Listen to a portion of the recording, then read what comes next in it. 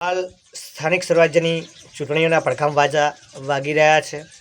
ગુજરાતની અંદર સ્થાનિક સ્વરાજ્યની ચૂંટણીઓ ચાલી રહી છે. તમે બધાને ખ્યાલ છે અને બધા જ નેતાઓ તમે જુઓ છો કે ચૂંટણીની અંદર પ્રચાર કરવા માટે આવતા હોય છે, વોટ માગવા માટે આવતા હોય છે. ફક્ત રાજનેતાઓ ચૂંટણી ટાઈમે જે મુદ્દાની જરૂર છે, જે ભૌતિક સગવડોની જરૂર છે, એ મુદ્દા ઉપર ક્યારે પણ ચર્ચા કરતા નથી. જ્યારે મુખ્ય મુદ્દો છે કે શિક્ષણ, આરોગ્ય અને રોજગારી. તમે જુઓ છો કે કોઈ પણ નેતા છે, ભાજપમાં હોય, કોંગ્રેસમાં હોય, આપમાં હોય કે અપક્ષમાં હોય, જ્યારે ચૂંટણી આવે છે ત્યારે આપણી પાસે વોટ માગવા આવતા હોય છે.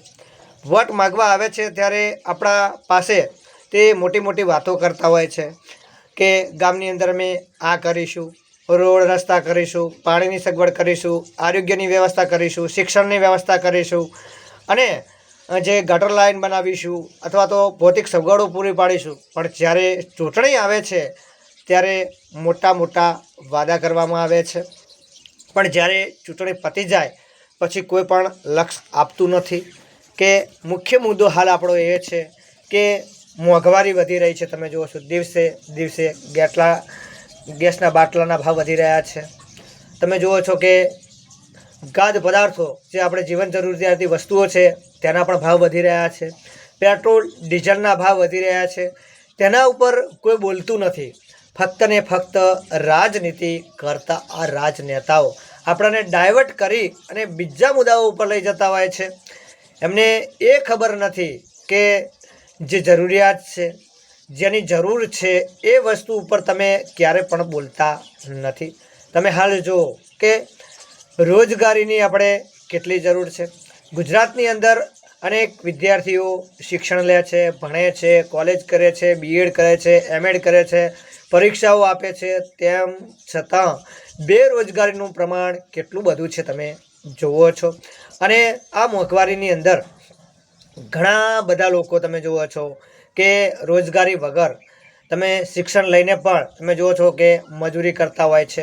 ત્યારે પ્રશ્ન એ થાય છે સરકાર ઉપર કે તમે ફક્ત ચૂંટણીઓ આવે છે ત્યારે લોકો પાસે આવતા હોય છો, વોટ માગતા હોય છો, મોટી મોટી વાતો કરતા હોય છો, પણ તમે ગામની અંદર જઈને આંટો મારો કે ગામની અંદર કયા કયા કામો કરવાની જરૂર છે.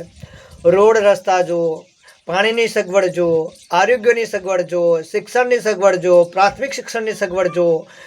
તમે એના ઉપર તો કોઈ બોલતું નથી. ફક્ત એકાબીજા પક્ષો એકાબીજાની કટાક્ષભરી વાતોથી આપણને ગુમરાહ કરતા હોય છે.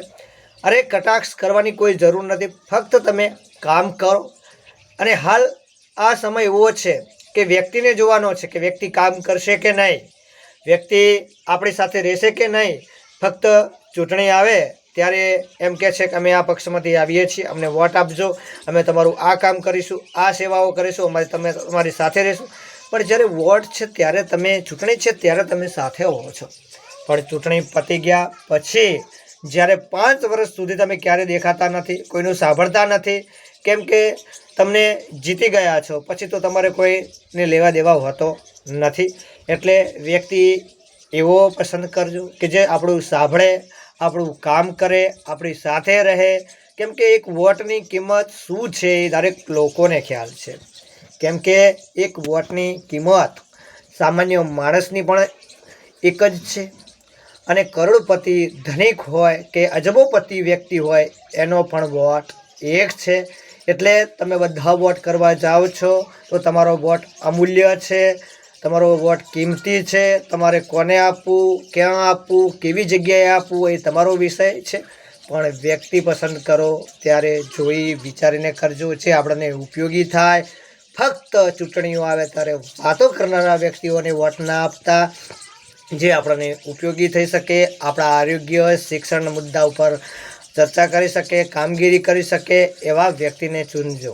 કેમ કે રાજનીતિ છે, રાજકારણીઓ છે.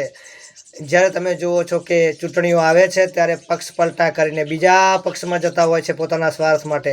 ફક્ત જનતાનો ઉપયોગ કરતા હોય છે. એટલા માટે તમને કહું છું, એટલા માટે વિડીયોને તમે શેર કરજો, લાઈક કરજો, કોમેન્ટ કરજો અને તમારા ખુદના પ્રતિભાવ અમને ચોક્કસ જણાવજો, જેથી કરીને આ વિડીયો બનાવ્યો છે તેના અમને તમે ઉપયોગી થઈ શકે અને તમે પણ ચોક્કસ વિડીયોના માધ્યમ થકી અમને કોમેન્ટ દ્વારા તમારા ગામની અંદર કઈ કઈ ભૌતિક સગવડો નથી તેના વિશે પણ લખજો.